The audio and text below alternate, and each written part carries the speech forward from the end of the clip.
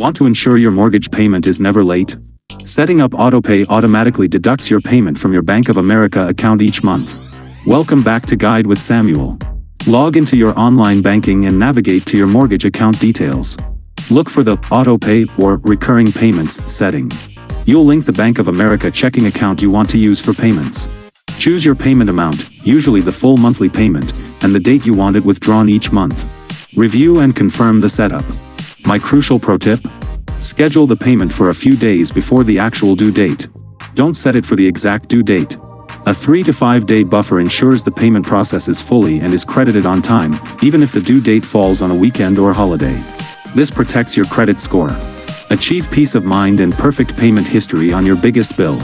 Do you use AutoPay for your housing payment or other major bills? For more guides on financial automation, please subscribe. Thanks for watching. I'm Samuel, and I'll see you soon.